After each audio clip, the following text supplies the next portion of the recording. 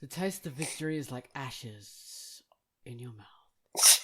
Yeah. Oh man, this is kind of biblical. Lonely at the top. Turns to ashes. Yeah, Yeah, it's lonely at the top. Yeah. Yes. Don't go off the top, guys. Not quickly, at least. I woke up today, the day after Valentine's Day, in bed with just an empty chocolate box. All these ripped up papers. It was terrible. After this orgy of binging, it was just awful. Chocolate smeared all over your face and body. Just all over. Yeah, on the terrible. walls. Yeah. And then you discover, that brown stuff on the walls is chocolate. Oh no, what have I done? What have I become? Oh, that would be worse, I guess. Yeah.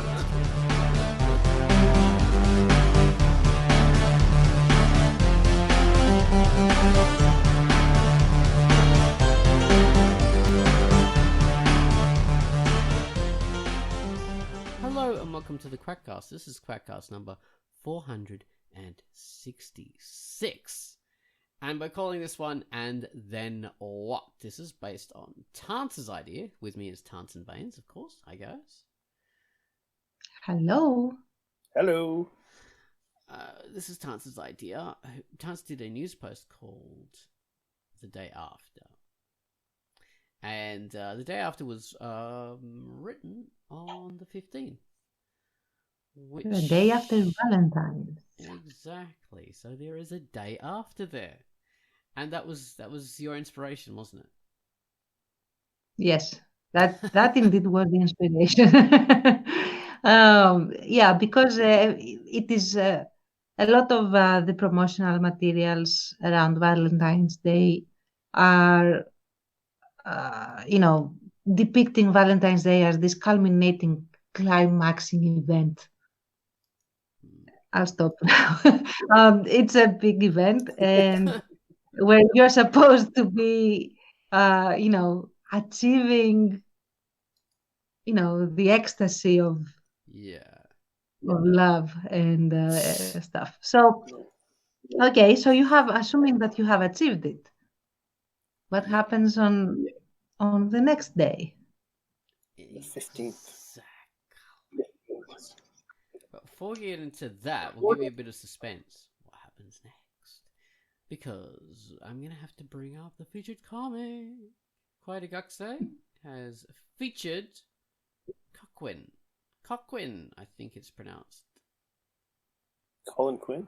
Colin Quinn. Great comedian there. Coquin. Whatever that means. So, Kawaii, give it to us.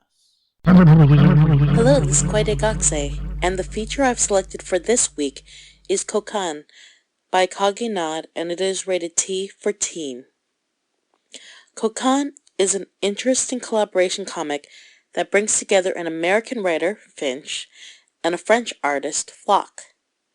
The story follows a French fashionista named Serena and a British genie in a comic that originally ran as the weekly comic of a feminist magazine. Serena has a very liberal mindset on politics, and the genie has a completely opposite worldview. See how these two argue on various political issues and current events. The art is drawn and hand-inked in black and white with hand-lettered dialogue. Find out the French translation of Kokan and read Kokan by Kage Nod, rated T. And that's Kawai's feature, Coquin. Okay, coming up next is the featured music. Gummels has given us the theme to GEMTO, or GEMT2. Oh god, I'm just gonna say that it is as initials. GEMTO 2073. This is a slow, quiet intro, thoughtful pacing, introspective, wailing electric guitar riff. This one creeps in gently and takes care of you. This rock ballad wants to make sure you're okay. So, take it away, Gumbalus, with GEMTO 2073. Any way you want it, that's the way you need it. Any way you want.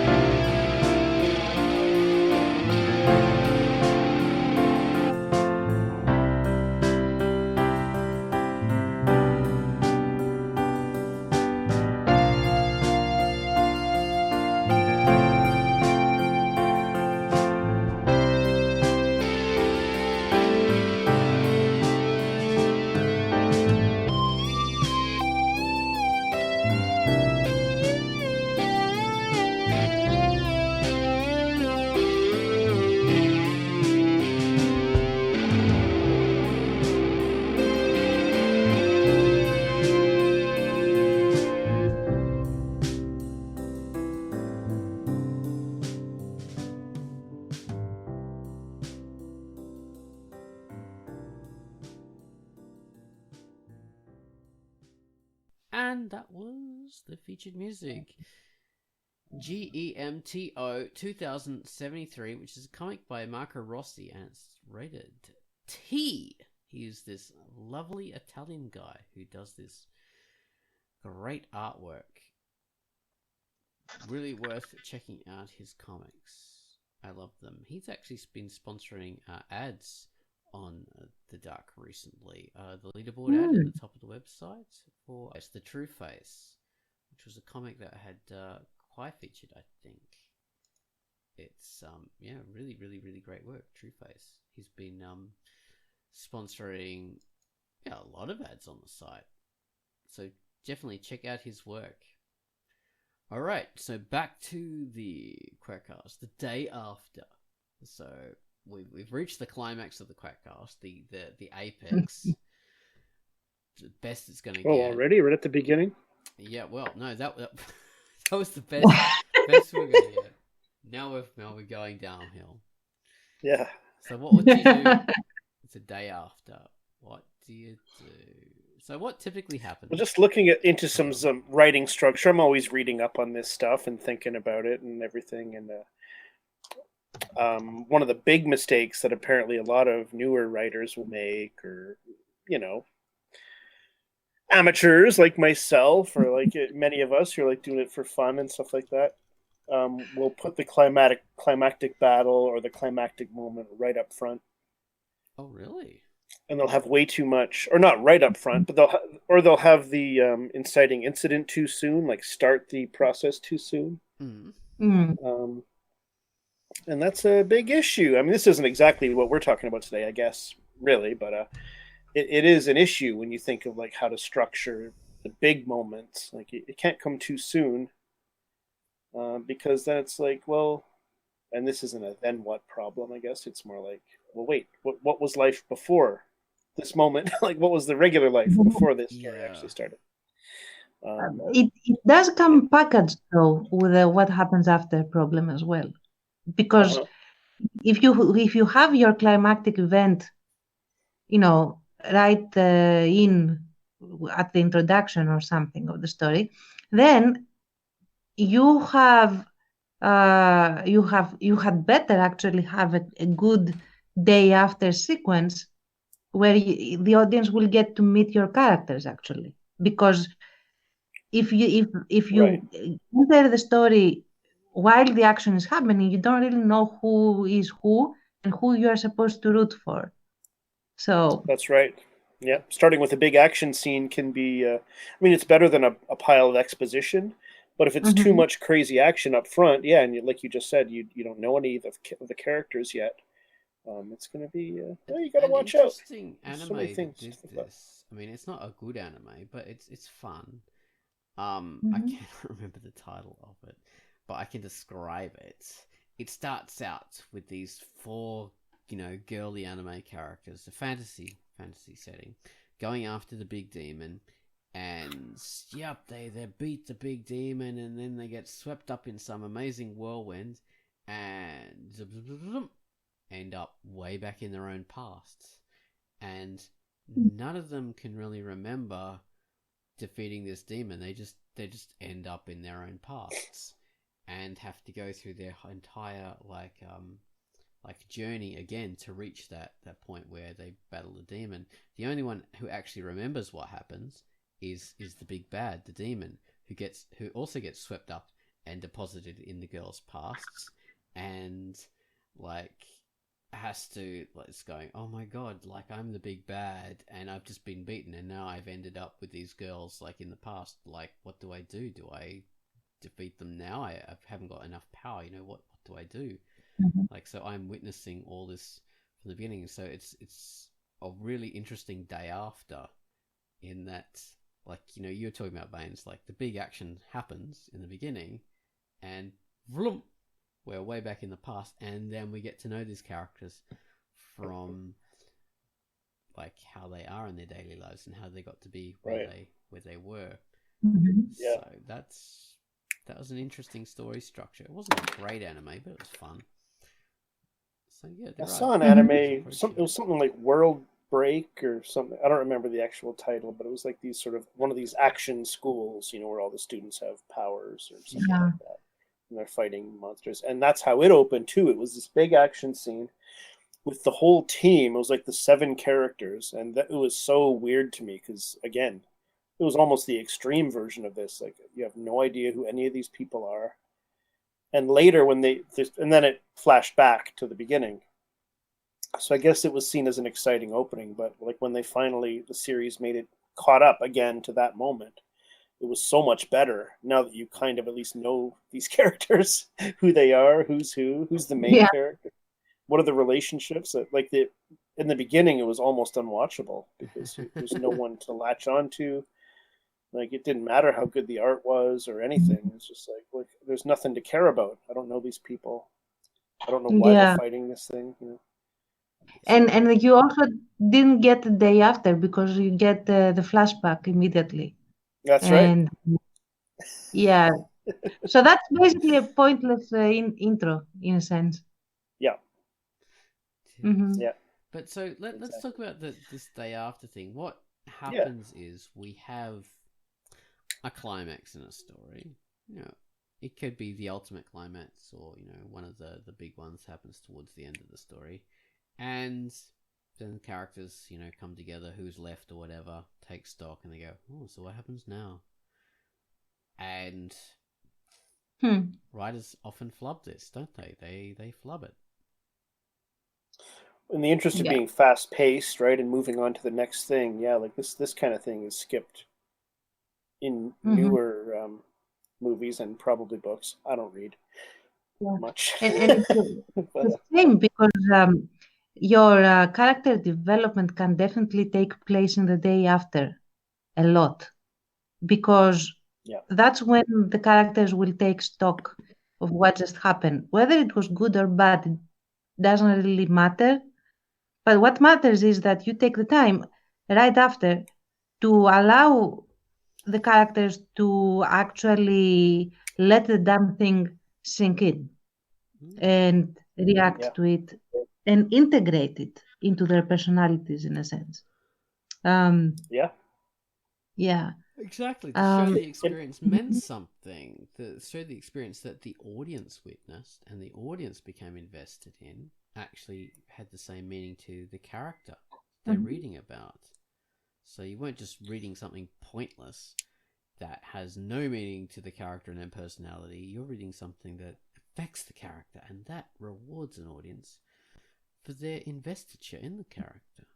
Which exactly. And it makes the exciting stuff more exciting, and it makes the romantic stuff more romantic, or whatever genre you happen to be in. The scary stuff more scary, if you have these moments. It has to be these kind of peaks and valleys, I guess, really, all the way through. Not just the huge moments, but like it can't be just the same thing over and over. Action over and over becomes meaningless. Whereas if you let it breathe, it has way more meaning and stakes. Now that you mentioned it, I recently saw a couple of episodes of a relatively recent anime. It isn't really good. It's passable, let's say. I don't remember exactly the title because it's very wordy again, but it's about these. There's this virus that turns humans into giant bugs, winged bugs that eat other humans, and this has made society collapse. It's very dystopian, and the whole thing is basically, I would say it's The Walking Dead, but with bugs instead of zombies. So it opens the first episode, I think Kaskager, something like that. I don't remember. Anyway, so the first episode opens with a chase that is very high octane, and you have this giant, freakish-looking skeletal bug that is chasing after the jeep where the two main characters are in. And after there's this very messy fight that happens, and they also come across another couple of characters that are important in the story, and so they have to stop and face the bug. It's very, very, let's say, dramatic and stuff. So there is this one of the characters dies right off. You never get to meet that character, and so we have the rest of the episode after this is a huge day after, because you get to meet the surviving characters from how they react to this event, and the fact that this one guy that you have never met has died, and the stuff, the obligations that arise from that event, the impact, the emotional impact, and the ramifications, the general ramifications of this entire thing.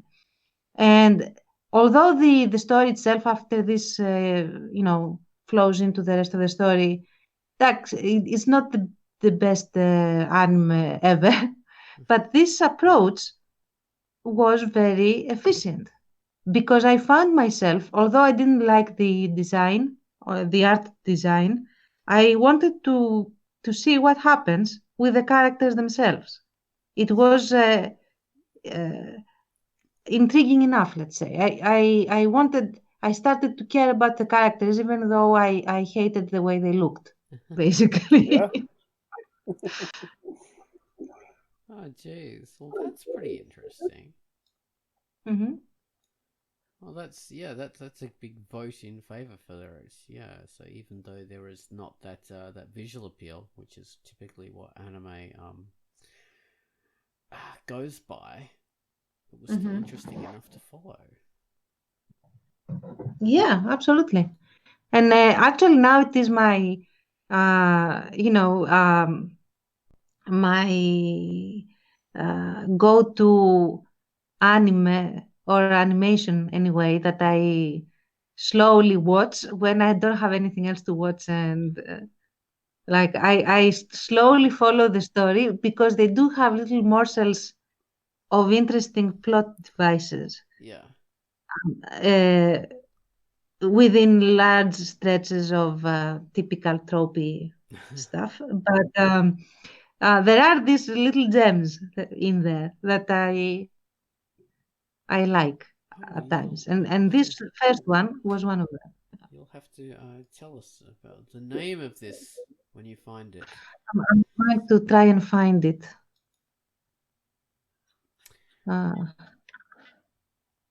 One of the typical things, I mentioned this in the Patreon video where you get to see us live in the flesh. One of the things I mentioned was like in a lot of action movies, especially, with the male-oriented kind of scenario. It's usually the main character is the main guy, and like he meets this female sidekick along the way, female love interest. And it's usually because their brother's been killed, or a father, or something like that. Sometimes their boyfriend, whatever. But they've always usually been killed. Her family's been killed in some way. And her and him get together, and there's never any PTSD in the end. There's never, oh, look, I'm mourning for the loss of my brother, father, family, son, whatever. It's always, oh, I love you. Let's have sex. Let's laugh and go off somewhere. Yeah, that's usually the end with these kind of things. So that's a good example of really shitty writing, because the audience likes a happy ending, but we also like characters we can become invested in and believe a bit, like believe the situation and have them being believable. And having them being upset about a tragedy doesn't make them unlikable. It doesn't make it really sad. It just makes the characters, even more investable, even more believable. Think about so many of these action films do that. Like, what's the ending of RoboCop? So RoboCop, this guy, he's found out about his wife, and he's found out about, because that's the whole point of the story in RoboCop. It's him finding out about his humanity and returning to that. And I think in the end it's just him and this policewoman just walking away arm in arm or something like that from this building. It's been too long. building, Yeah, I don't remember. Yeah. And limping away, and that's the end of it.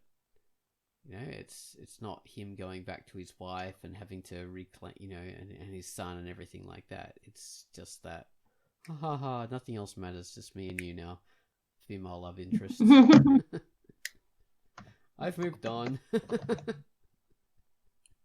All I care about is you.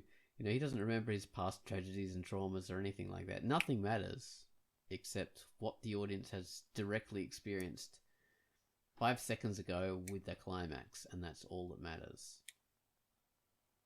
Which, yeah, the writers back then especially, RoboCop is a really good film. It's a clever film, but not in that way. It doesn't treat the characters like humans. It's just you're following a plot. You're not actually following the characters. And I think that is really the root of this kind of bad writing. It's when a writer becomes way too concerned with the plot and doesn't think about the characters as if they're real people. Would you agree with that? Yeah. I'd have to see RoboCop again. I probably don't agree with that example, but the principle, yeah, I definitely agree with. So I'm thinking like, I'm trying to think of a situation where the day after is done right in terms of movies, but I always get the opposite. Like I'm thinking, I was watching just I have the reverse issue, so I'm curious to hear the bad ones. I can give you lots of good ones. Oh, awesome! Yeah. I was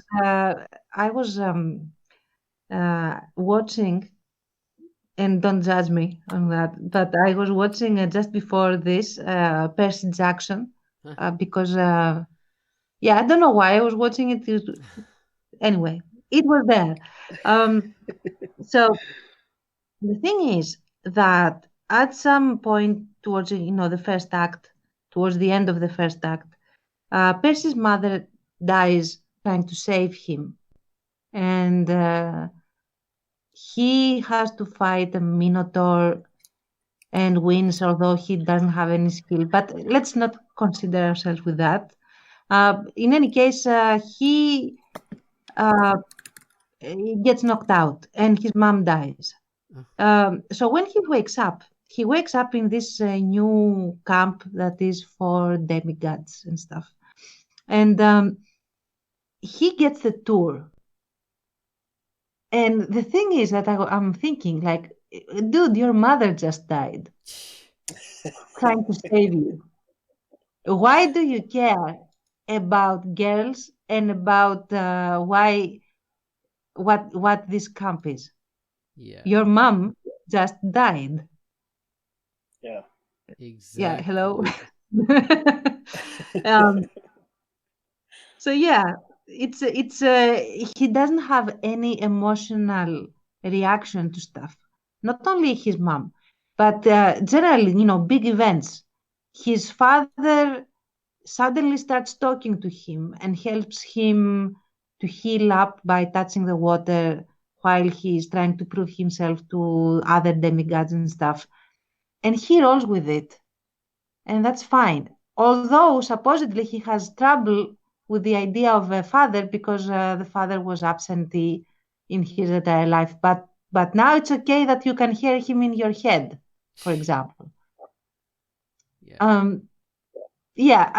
Generally, stuff like that. It's bad day after. It's the whole thing of achievement unlocked. Let's go to the next level, and it's all fine. Yeah. They just do not treat characters as real people at all. They're just exactly. Plots. That's all they are. I can think of lots of examples where it's done badly. Films I really love. Sahara. Yeah, it's a great action film with that all right guy. I can't remember his name. Mm-hmm. Matthew McConaughey. Broken Arrow. Great John Travolta, Christian Slater film about hitting nuclear weapons or something like that. And yeah, that's another one that's really badly done in this day after kind of stuff. Oh, yeah, I can't think of the rest now. These are movies that I maybe a lot of it is for this reason, for the way they handle the day after emotional beat or the moment after, the hours after, that I don't like. Like Broken Arrow, I really didn't like it at all. Really? I don't think I've seen Sahara. I might have seen part of it on TV, but I couldn't get engaged, and this might be the reason. That stuff has to be there for me to really get into movie. Well, maybe not always. I mean, you have your B movies that can be very entertaining without it, but even they need a little bit of it. They need to stop. Even like very enjoyable action films. Yeah, I mean, I never like action for action's sake. I mean, almost never. Will that do anything for me? Here and there, you get the occasional. So, how do you guys? We always talk about. Sorry, go ahead. Oh no! Please go on. I'll just give a couple quick good moments that stuck out to me in things that I really liked. We often talk about the Raiders of the Lost Ark scene on the boat with Indy and Marion, with all this like crazy action that's going on. It stops now and it's very quiet, and it's a great scene for their relationship. And Indiana ends up falling asleep before anything can happen between them, and that's kind of hilarious and very realistic. Yeah, exactly. That's a great scene. I remember I love the show 24, and it's a super heightened reality. It's incredibly entertaining. And I remember a scene in the first season, and this show, for anyone who doesn't know, was sort of, the conceit of it was it's real time. So every 1 hour episode is 1 hour in real time. And the entire season of 24 episodes would be just a day. And it would cut between various subplots. You'd usually have 3 plots going on, plus commercials, where I imagine during the commercials, everyone just stops and pees. In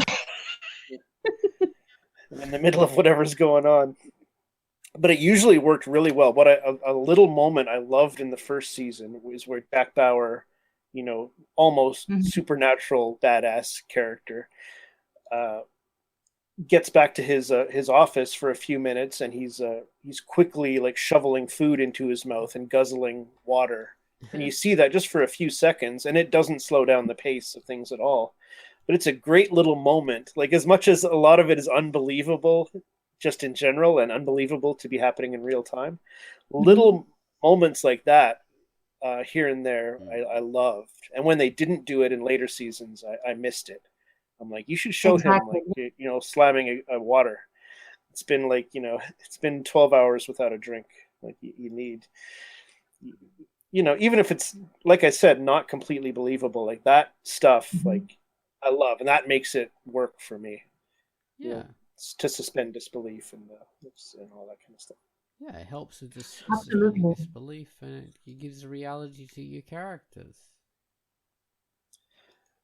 There was a Captain Picard turning into a Borg on Next Generation way back in the day, when TV was very episodic and every episode was supposed to stand alone.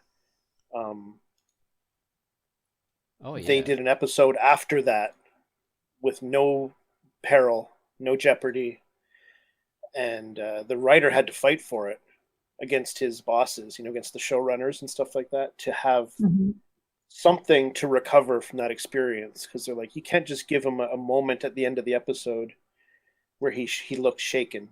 Like, there needs to be more. So the episode was extremely well written.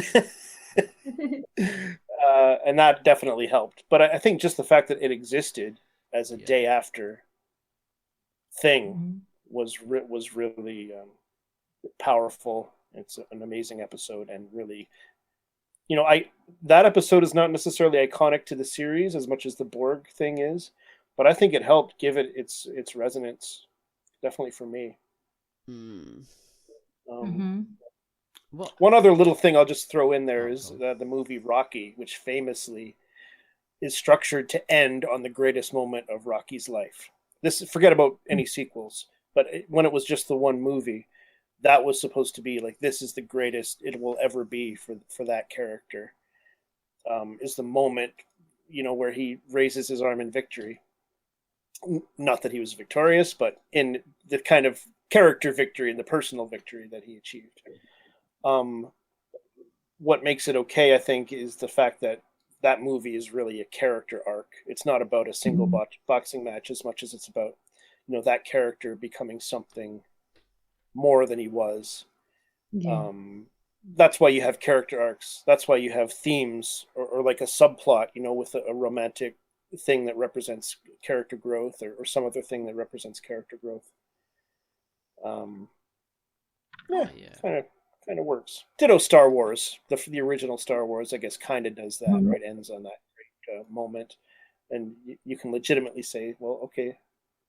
You could say, then what? But it's kind of like, well, then things are better. Yeah.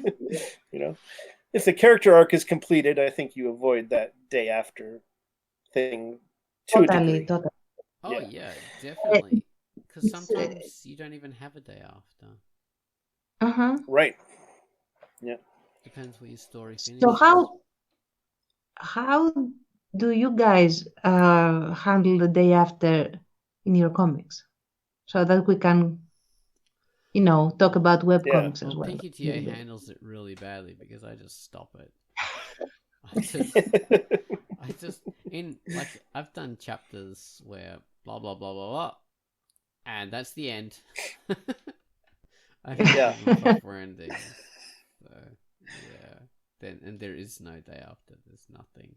Like I'll have like a jump in time for the next chapter that occurs sometime in the character's past or future. So there never is a day after. I will sometimes skip the day after. Mine is a comedy, so I can kind of get away with it. I mean, if it's not working, I don't really know it. I hope it is, but I mean, I love those moment after and day after type scenes so much. So I hope it's in there. I did have one story where I deliberately, at the very end, had the main character come to this epiphany and realize that, and he won a sort of a victory at the end, and he was saying to himself, oh my gosh, now I'm going to be a completely different person. My life is going to be so changed. Like I have this new insight and this new, this newfound strength and everything. And then in the next panel, it just cuts back to him like exactly where he started. And it's kind of like just basically continue as they are. He's just bored and kind of sitting there. I've done some big action things and not necessarily done the day after thing. I may have missed it a few times for sure, but if I think about it, I'll definitely put it in because I do think that's important. Oh wow! I do like the sort of build up to stuff and the sort of the opposite of build up, whatever happens after descending action or whatever. The come down. The come down, that more kind of character stuff, the stopping to reflect or stopping to react or whatever. I skip it sometimes because sometimes you don't want it in a comedy. Like you don't want it to be there. Sometimes it helps to have it. So. Yeah. Comedy's a different kind of animal, isn't it? Things have to be in service of the humor. Yeah. I mean, at the same time, mine is kind of an emotional comedy. Not necessarily much learning, but definitely some hugging. So I have that sort of schmaltzy thing going on sometimes. So it is there. How about you, Tans? You've definitely got a character-driven and also lots of peaks. Yeah, and everything is drab and terrible.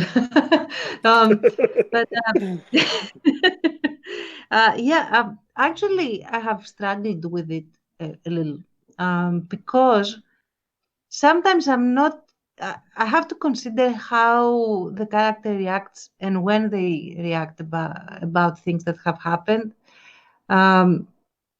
So sometimes the events are in such quick succession that the characters are actually denied their day after. They would like to have it, but they can't have it because circumstances are such that they don't have the luxury, quote unquote, to stop and consider what is happening. But when this happens, I know that there will be some kind of, system meltdown later down the road, because the more that you cannot actually stop and consider stuff, the more these emotions are going to sort of explode out of you, in a sense, at some point. So that's right. or they will, I mean, you will act out in some way or other. So yeah,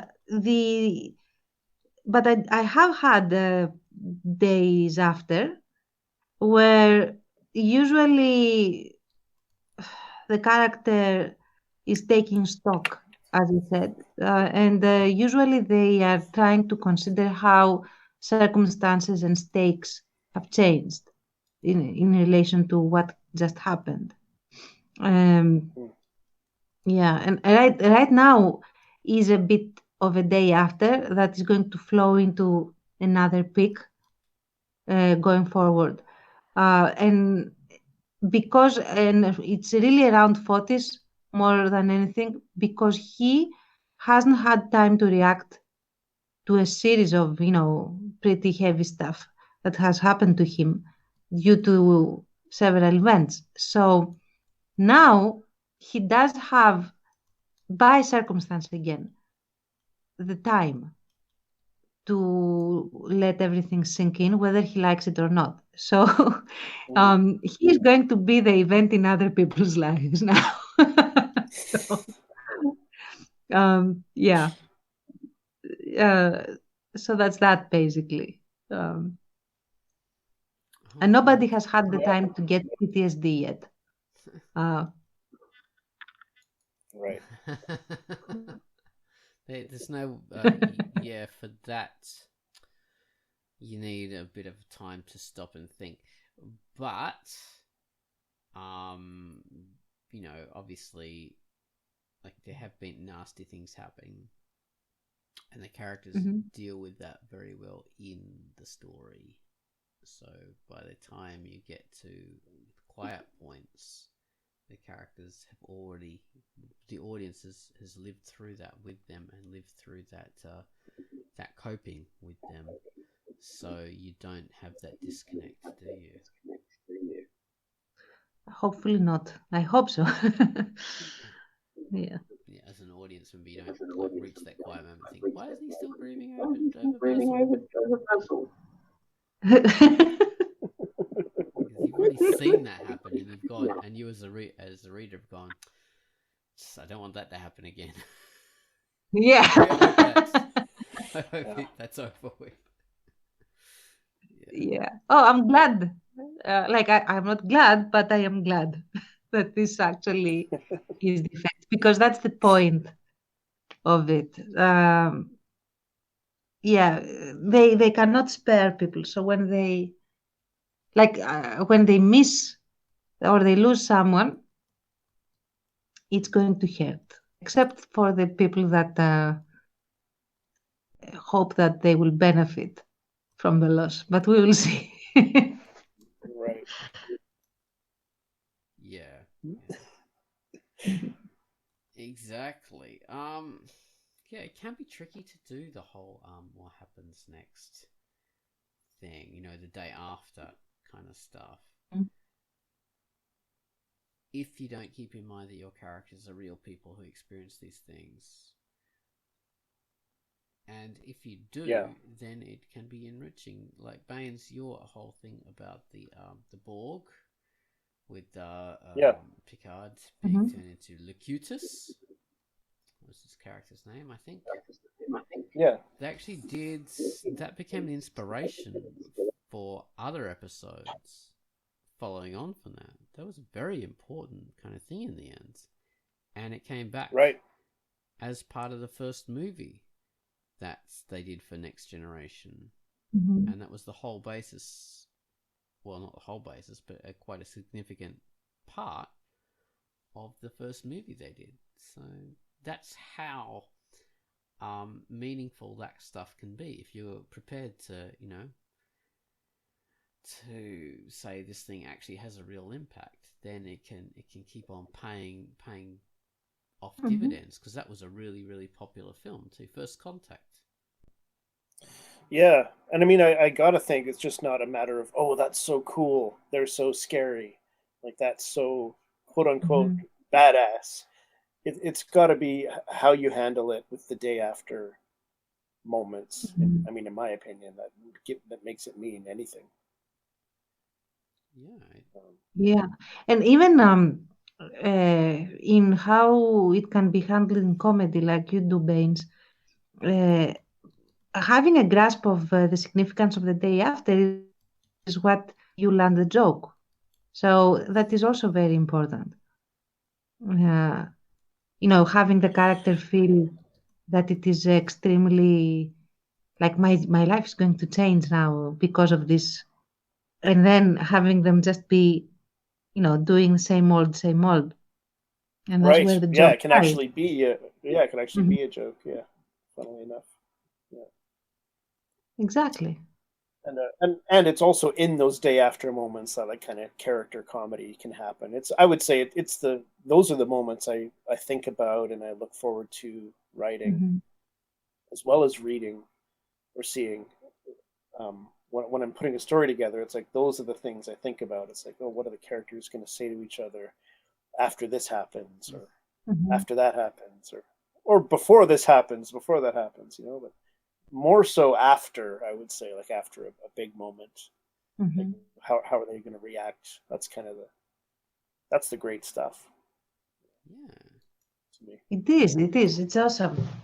And fascinating because if you sit and think about it, then the characters, in a way, they come alive in a different manner than how you consider them when you are, plotting the plot and when you are designing, okay, these are going to be the events and this is how X character reacts because that's their personality. But then when you sit around to consider the day after these decisions are made, then it feels the feel of the character changes even for the author, at least for me, in my experience. It's a completely different relationship, if I can call it that I have with my characters, knowing that they have been through certain things, and these are the forces that are driving them as we speak to do certain things. That are not exactly their personality. It is, of course, through the prism of their personality, but it's the impact of the situation and the circumstance as well, and that creates them into the person that they are going to be further down the line. Not only for the heroes, let's say, but also for the villains, because they also have a progression in events. Oh yeah, the more characters you can do that to, the better. Of course, there are plenty of like creative works that are a bit more like Pinky TA in that they don't have a day after because they're just not structured that way. So, so John Wick is a good example. We start off with what happens. I will interrupt you here on purpose this time. Because I think that Pinky TA does have a day after. Oh, really? The entire chapter, the sequence where they are with the tank, they have been lost after the big sandstorm. And they have to figure out how to go back and rejoin, the rest of the unit. Or however it's called, the term. This whole taking stock of what happened and the fact that they are lost due to Pinky's lack of direction, I guess, and having to interact with each other with this hanging over their heads. I would say that this is very much a legitimate day after sequence. So. All right. Well, yeah. In story one, yeah. So rather than a big climax at the end, this was like a mid climax in the story. So yeah, that's yeah. Okay. I will take in that. Thank you. But say in terms of You wrote it. say in terms of the end of a story, you do have stories that will reach their final climax, and then the characters would say, yeah, well, what do we do now? And in some stories they never get to there because they'll be like John Wick, and well, John Wick sort of has that, but that would be spoiling things. But it's one of these circular stories. So we have a flashback in the beginning, and we end up seeing how he got to that that sort of that instance, and then it takes it a bit further, and you'll see what happens. But yeah, there are other stories like that structurally they're not really set up to have much of a day after. So yeah, that's an interesting way of doing it.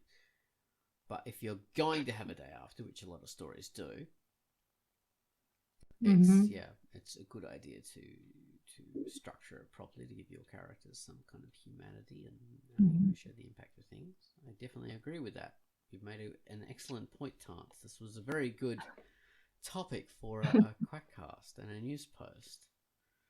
Oh, thank you. I have Valentine's Day, I guess, to thank for that. One last tidbit that I would like to add is that the biggest element is to be able to detect when you need a day after and when you don't in a story. Because sometimes you do and sometimes you don't. Sometimes it might even be like redundant. You don't actually need it to be there. In others, it is absolutely necessary. So being able to tell when is important. Okay. Yeah. Like after every interesting beat, you wouldn't want to see like a character processing. No. What happened? I mean, yeah. So it is. I mean, I think a lot of people have sort of a natural sense of these things when you're putting a story together and putting a comic together. You kind of feel it because we all consume so many stories, right?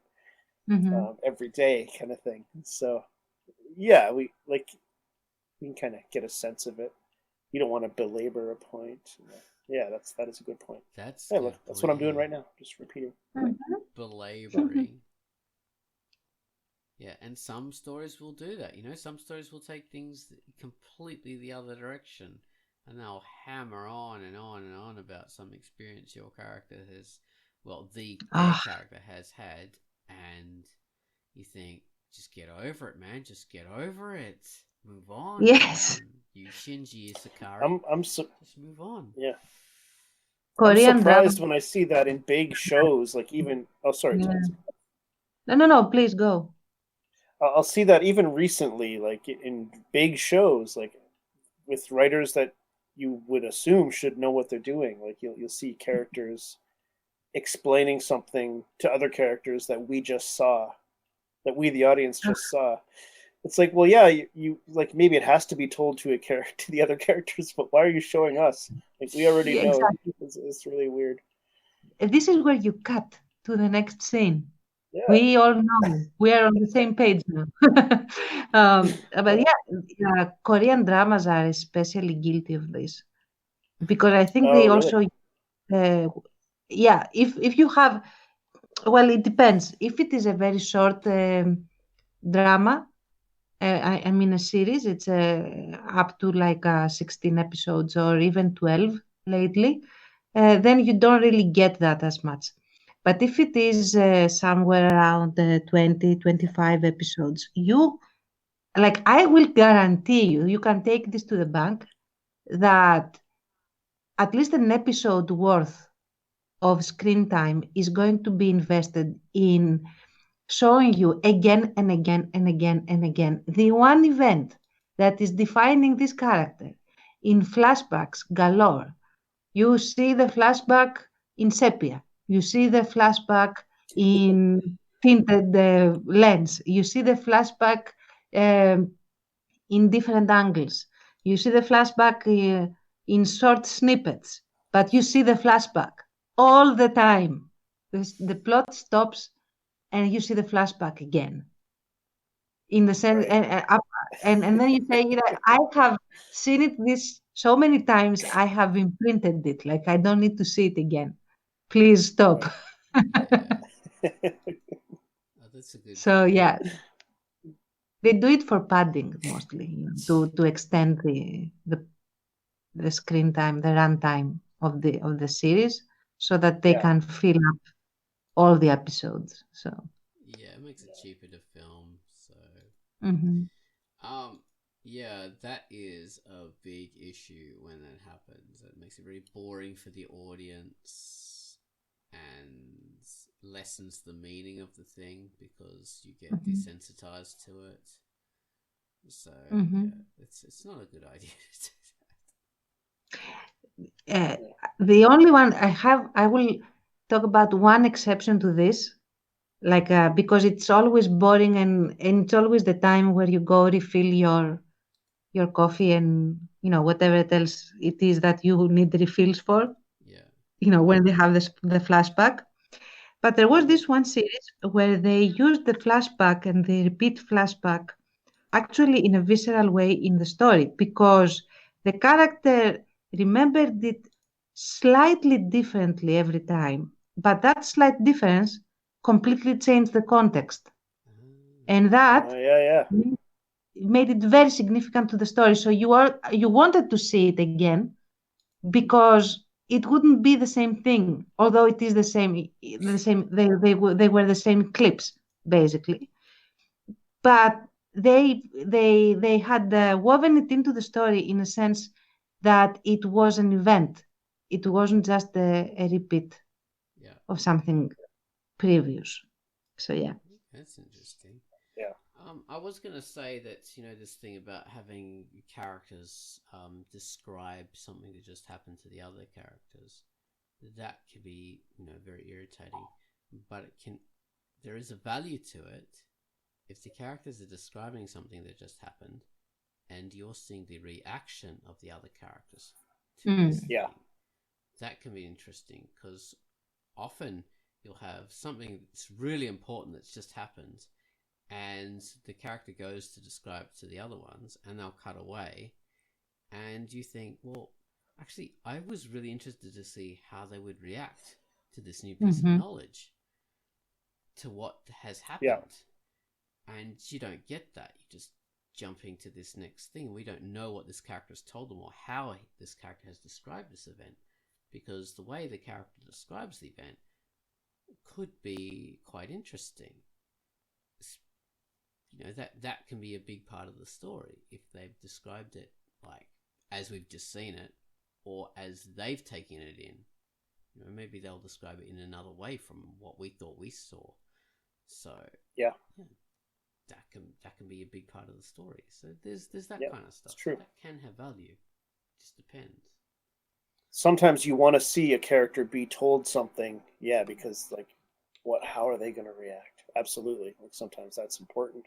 Or it's funny, how is a given character going to respond to whatever situation? Precisely, yeah. That can be really worthwhile. These are not hard and fast rules, I think this applies a lot of the time, but sometimes you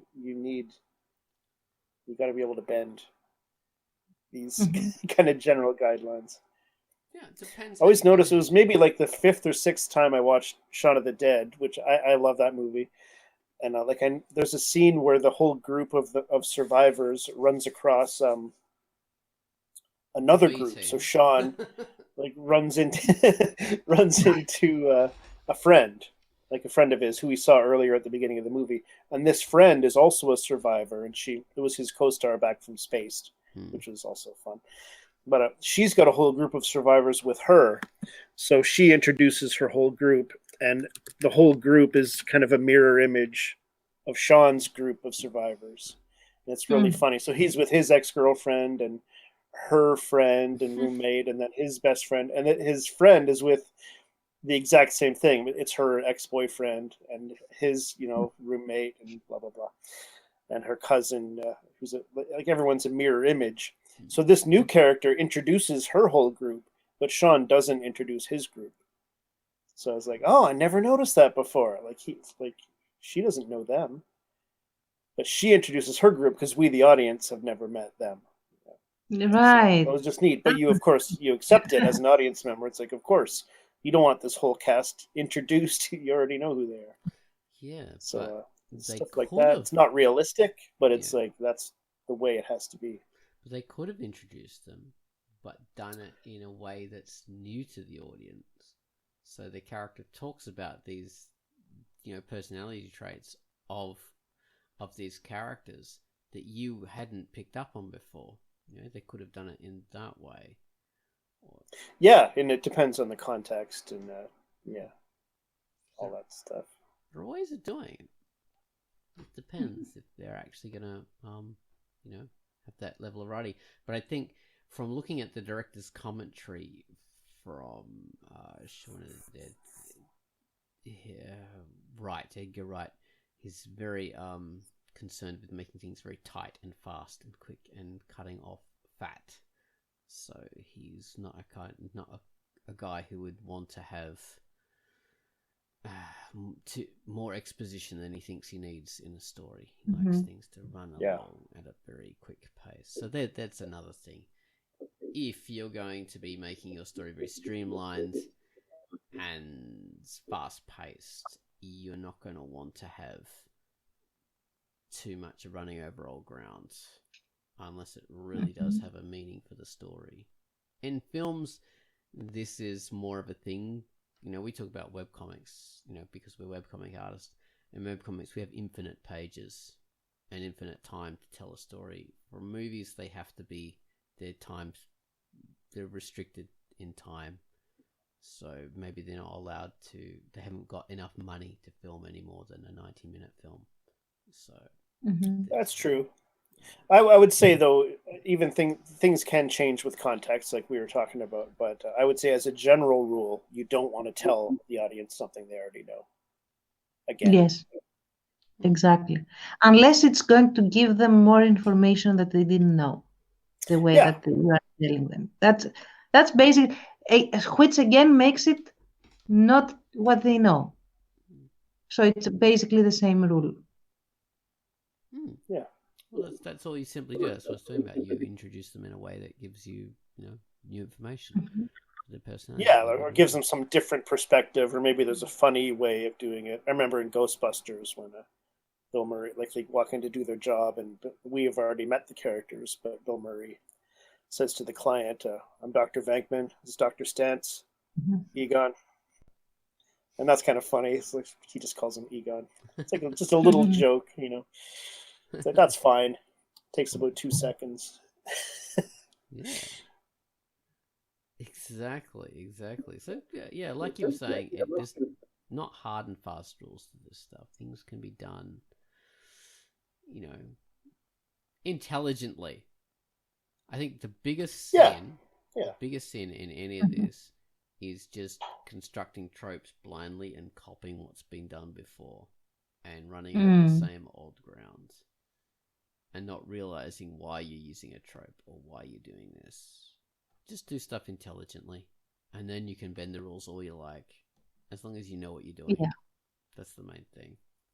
Always try and know why you're doing something. Because in the end, like deep down, if we get philosophical or mathematically topological, if you know how to bend the rules and you know what you're doing, you're not actually bending the rule. You are just applying the rule in a different way. So there is no spoon, but you bend it.